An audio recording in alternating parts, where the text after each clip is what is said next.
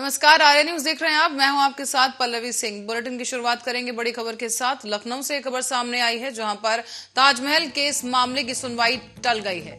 High court की Lucknow bench में ये सुनवाई होनी थी, जिसे अधिवक्ताओं की हड़ताल के चलते टाल दिया गया है। ताजमहल ने बताते हुए ताजमहल को दायर की गई थी ये याचिका, जिस पर सुनवाई होनी थी, लेकिन प्रदर्शन को देखते हुए सुनवाई को टाल दिया गया है। हाईकोर्ट की लखनऊ बेंच में होनी थी ये सुनवाई और ताजमहल को ताजमहल कहने के जो इसी मामले को लेकर ये याचिका दायर की गई थी, जहां अधिवक्ताओं की हड़ताल शुरू हो गई है, जिसको देखते हुए सुनवाई को टाल दिया गया है।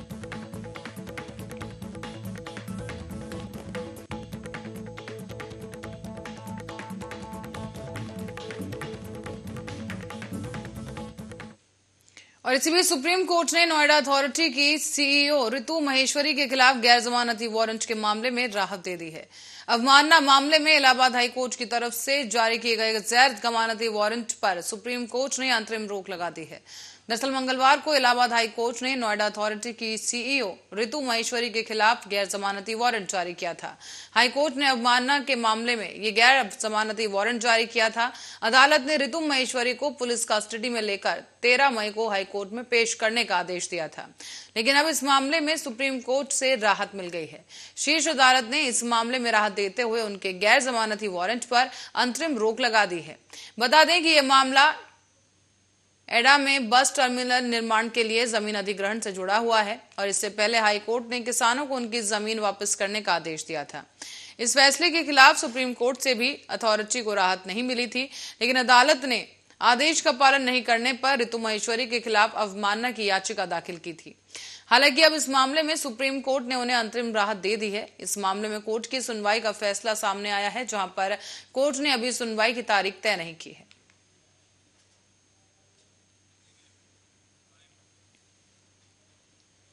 और अगले साल अयोध्या में राम मंदिर का काम पूरे होने जा रहा है और इसी के साथ साथ उत्तर प्रदेश की योगी आदित्यनाथ सरकार 2024 के लोकसभा चुनावों से पहले शहर को एक प्रमुख तीर्थ स्थल के रूप में विकसित करने की योजना बना रही है। राम जन्मभूमि स्थल की ओर जाने वाली सड़कों को चौड़ीकरण किया जा रहा है। साथ ही शहर भर में सीसीटीवी लगाना और आगामी मर्यादा पुरुषोत्तम श्री राम अंतर्राष्ट्रीय हवाई अड्डे का तेजी के साथ निर्माण होना राज्य सरकार द्वारा नियोजित परियोजनाओं में शामिल है। दरअसल सरकार का उद्देश्य 2024 तक अयोध्या को विश्व स्तरीय मॉडल टाउन बनाना है। इंडियन एक्सप्रेस में एक छपी रिपोर्ट के मुताबिक सूत्रों के अनुसार एक खबर सामने आई, जहां पर शहर के विकास के लिए सरकार द्वारा तैयार किए गए विजन डॉक्यूमेंट में अयोध्या के लिए 235 विकास परियोजनाओं का प्रस्ताव किया गया है। इनमें से कम 71 प्राथमिकताएं वाली परियोजनाएं हैं, जिनकी निगरानी सीधे मुख्यमंत्री योगी आदित्यनाथ कर रहे हैं। बता दें कि सत्ता में वापस आने के बाद एक महीने के भीतर ही सीएम योगी आदित्यनाथ ने 20 अप्रैल को पर्यटन और धार्मिक मामलों में विभागों के अधिकारियों के साथ एक बैठक की। इस दौरान शहादतगंज नया घाट रोड से जन्मभूमि पथ मंदिर स्थल तक जाने वाली प्रमुख सड़कों का चौड़ीकरण करने के निर्देश दिए गए थे। ये वर्तमान में सिंगल लेन है, जिससे दोनों ओर से दुकानें हैं और अब ये 4 लेन बनाई जाएगी। अयोध्या मुख्य मार्ग में हनुमानगढ़ी होते हुए मंदिर स्थल तक भक्त पड़ और भक्त पथ भी चौड़ा किया जाएगा।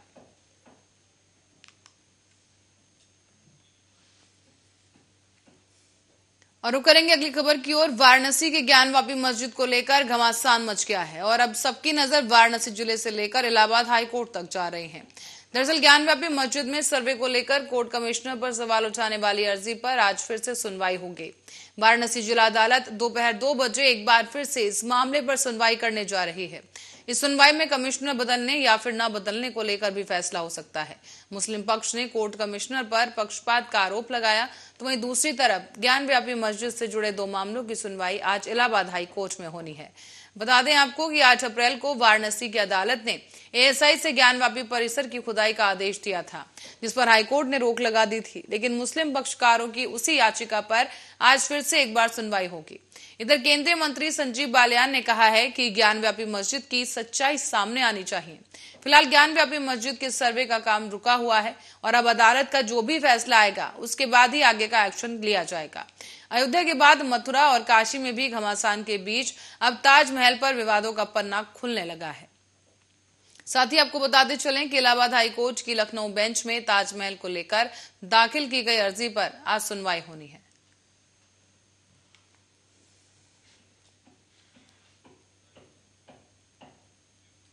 और एमसीडी का बुलडोजर सोमवार को अतिक्रमण के खिलाफ कार्रवाई करने दक्षिण दिल्ली में शाहीन बाग पहुंचा था, लेकिन स्थानीय लोगों और विधायक ने कार्रवाई का विरोध करते हुए उसे रोक दिया है। तो वहीं एमसीडी का अतिक्रमण हटाओ अभियान अब भी जारी है और 13 मई तक दिल्ली के अलग अलग इलाकों में कार्रवाई करने की कवायद चलती रहेगी। इसी क्रम में आज उत्तरी दिल्ली के मंगोलपुरी के वाई ब्लॉक में कार्रवाई होनी है।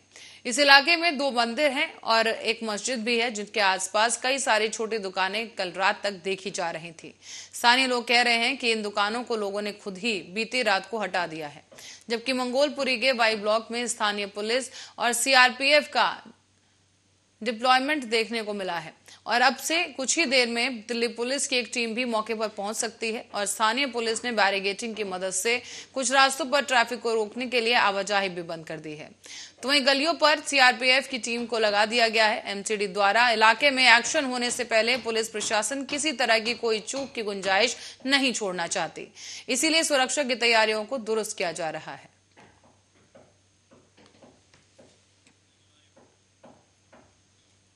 और इसी बीच कोरोना महामारी शुरू होने के बाद से देश में बहुत कुछ बदल गया है। मार्च 2020 में कोरोना की दस्तक के बाद से सरकार को लॉकडाउन लगाना पड़ा।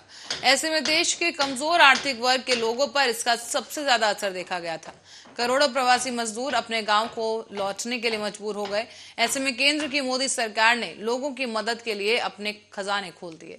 सरकार ने करोड़ों रुपए अलग अलग सब्सिडी के लिए खर्च किए, जिससे लोगों को राहत मिल सके। वित्तीय वर्ष 2021 और 22 के आंकड़ों के मुताबिक सरकार ने लोगों को सब्सिडी और डायरेक्ट बेनिफिट ट्रांसफर किए जाने के लिए करीब 6.18 लाख रुपए आम जनता पर खर्च किए हैं। इनमें सबसे ज्यादा पैसे सरकार ने प्रधानमंत्री गरीब कल्याण अन्न योजना के जरिए लोगों को मुफ्त राशन देने पर खर्च किए हैं। इसके साथ ही सरकार ने किसानों को और मजदूरों को भी मदद के तौर पर पीएम किसान सम्मान निधि योजना और ई श्रम कार्ड योजना के जरिए पैसे उनके खातों में ट्रांसफर किए।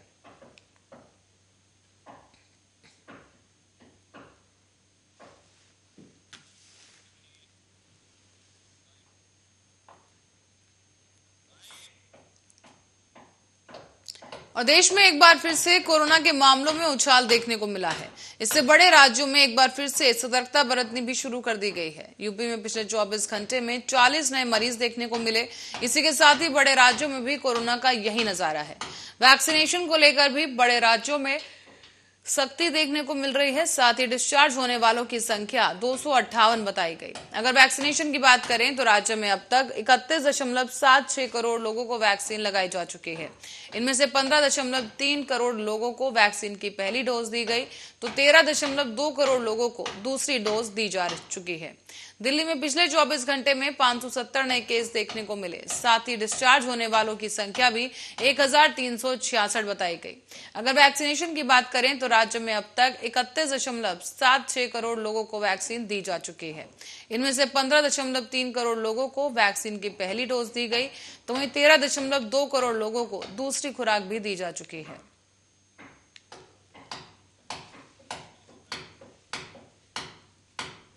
इसी बीच राष्ट्रीय राजधानी दिल्ली स्थित कुतुब मीनार परिसर में कुव्वत उल इस्लाम मस्जिद के ढांचे में लगी मूर्तियों को लेकर एक बार फिर से विवाद गहरा गया है।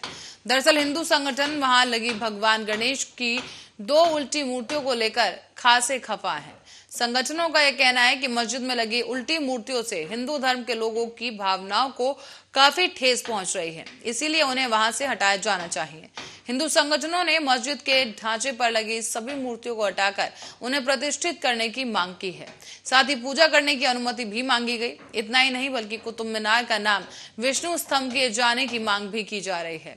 आपको बता दें कि यूनाइटेड हिंदू फ्रंट के अंतर्राष्ट्रीय कार्यकारी अध्यक्ष जय भगवान गोयल ने इन मांगों को लेकर अन्य हिंदू संगठनों के साथ मंगलवार को कुतुब मीनार परिसर में हनुमान चालीसा का पाठ करने की घोषणा की है। गोयल ने कहा कि वो हिंदू संगठनों को साथ लेकर शांतिपूर्वक वहां जाएंगे और कुतुब मीनार परिसर स्थित मस्जिद के नाम से जाने जा रहे ढांचे को मंदिर घोषित करने की मांग करेंगे। वहां वो हनुमान चालीसा भी पढ़ेंगे। उन्होंने ये भी कहा कि वो किसी धर्म के बारे में कोई बात नहीं करेंगे, बस उनकी यही मांग है कि ढांचे में लगी भगवान की मूर्तियों को उनकी पूजा करने की अनुमति दी जाए। वहां से मूर्तियां निकालकर एक ऐसे स्थान पर प्रतिष्ठित की जाए जहां पर वो पूजा कर सके।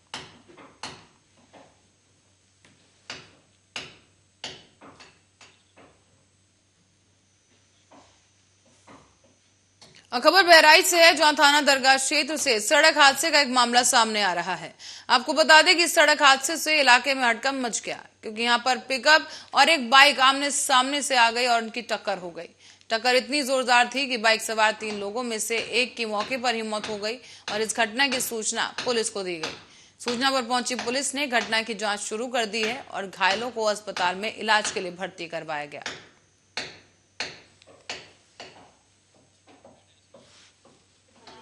सासापारा दरगाह थाना क्षेत्र में है, वहाँ पे एक्सीडेंट हुआ था पिकअप से, जिसमें बाइक पे सवार 3 लोग थे। तीनों घायल हो गए थे और उसमें से एक व्यक्ति मृत्यु हुई है। उसी घटनास्थल पर ही 2 व्यक्ति और वो एक्सीडेंट के समय वहाँ पे देख रहे थे। एक गाड़ी ने उनको भी चोट पहुँचाई है, धक्का मार करके, वो लोग भी घायल हैं। इस तरह से 4 लोग घायल हुए और एक व्यक्ति की मृत्यु हुई है। उसमें पोस्टमार्टम पंचनामा कार्रवाई। बहराइच की दरगाह पुलिस ने नशे के कारोबारियों के खिलाफ बड़ी कार्रवाई करते हुए एक काम किया है। आपको बता दें, यहां पर 153 किलो गांजे के साथ 6 तस्करों को गिरफ्तार किया गया। बताया जा रहा है कि दरगाह पुलिस को मुखबिर के जरिए सूचना मिली कि कुछ जगहों पर नशे का बड़ा कारोबार किया जा रहा है। सूचना पाने के बाद पुलिस ने पूरी सतर्कता के साथ इलाके में छापेमारी की और इसी दौरान पुलिस ने गांजे की बड़ी खेप बरामद की है। ये जो बड़े नगरों में भेजी जानी थी और गांजे के साथ साथ पुलिस ने 6 तस्करों को भी गिरफ्तार किया। तस्करों के पास से 4 मोटरसाइकिल, 8 मोबाइल फोन भी बरामद किए गए हैं।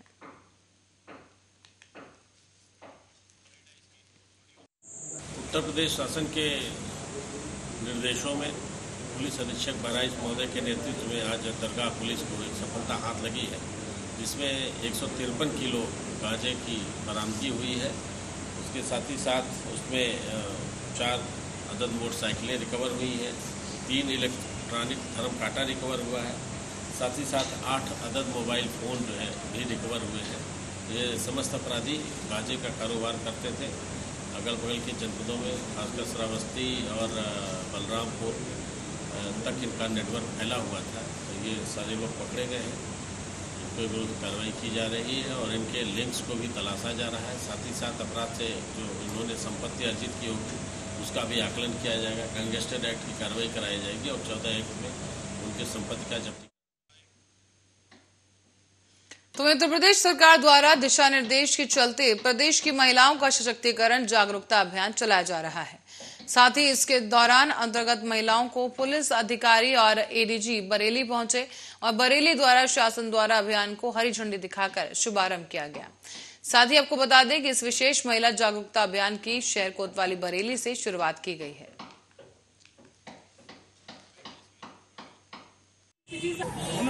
आज बरेली में मिशन शक्ति के तहत एक 9 दिन का कार्यक्रम है, इसका फ्लैग हुआ है। इसमें 1090 से हमारी टीम लखनऊ से आई है। वो बरेली जोन के सभी 9 जनपदों में भ्रमण करके मिशन शक्ति के कार्यक्रम के बारे में लोगों को जागरूक करेंगे। उसके बारे में शासन की जो नीतियाँ हैं और जो यूपी पुलिस ने कदम उठाए हैं, इसमें उनके बारे में लोगों को जागरूक करेंगे। सर, मैं 1090 विमेन कार्ड लाइन में तैनात हूँ। आज का जो हमारा प्रोग्राम था, ये हमारा मैस्कॉट का शुभारंभ हुआ है बरेली जोन के लिए। अभी इस टाइप का प्रोग्राम हमारे सभी बरेली जोन के जितने भी ज़िले हैं सभी में हमारा मैस्कॉट जाएगा और जो 1090 की सर्विसेज हैं उनके बारे में जाके सभी को बताएगा, जिससे कि महिलाएं अवेयर हो सकें और जब भी उनको आवश्यकता हो तो 1090 की। खबर रायबरेली से है, जहां लखनऊ के एडीजी ब्रिजभूषण आज 1 दिवसीय दौरे पर रायबरेली पहुंचे हैं। अपने इस दिवसीय दौरे के दौरान एडीजी ने शहर कोतवाली, एसएसपी ऑफिस और जनपद के कई स्थानों पर और थानों पर पुलिस लाइन जाकर निरीक्षण किया।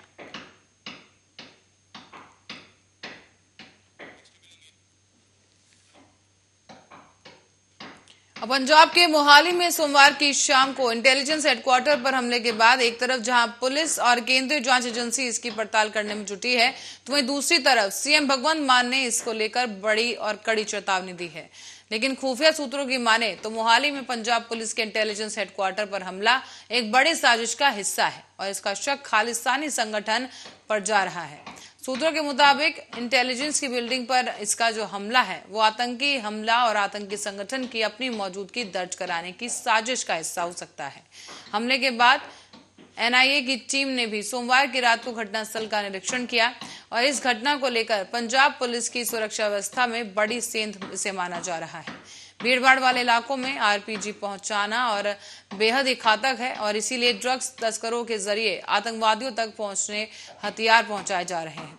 इधर मोहाली में सोमवार की शाम को ही इंटेलिजेंस ऑफिस के गेट पर रॉकेट से हमले के बाद हाई अलर्ट कर दिया गया है और दूसरी ही तरफ इस हमले को लेकर राज्य सरकार ने कड़ी चेतावनी जारी की है। कहा गया है कि मोहाली में हुए विस्फोट की पुलिस को जांच कर रही है पुलिस और जिसने भी हमारे पंजाब का माहौल खराब करने की कोशिश की है उसे बख्शा नहीं जाएगा।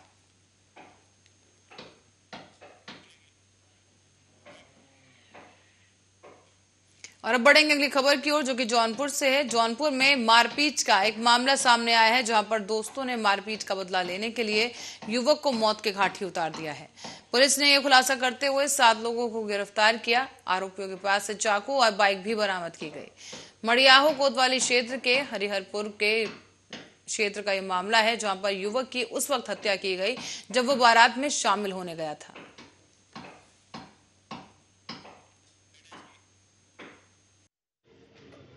एक हत्या की घटना का सफल अनावरण हुआ है। ये घटना बनाम अज्ञात पंजीकृत हुई थी। 2/3 मई की रात में कमलेश यादव निवासी गंधौना थाना रामपुर की संदिग्ध परिस्थितियों में थाना मड़ियाहू अंतर्गत हरिहरपुर गांव में एक खेत के किनारे चाकुओं से क्षत विक्षत डेड बॉडी बरामद हुई थी। उनके घर वालों की तहरीर पर इसमें हत्या का अभियोग पंजीकृत हुआ था, लेकिन ये अज्ञात था कि किसने हत्या की है, ये स्पष्ट नहीं था। मुकदमा पंजीकृत करने के बाद थाना प्रभारी मड़ियाहू और उनकी टीम, स्वाट सर्विलांस, सबने मिलकर इस घटना का बहुत ही कम समय में सफल अनावरण किया है, क्योंकि इस घटना में कई लोग शामिल थे और इस घटना में कुल इसका अनावरण करते हुए इसमें संलिप्त 7 अभियुक्तों को गिरफ्तार आज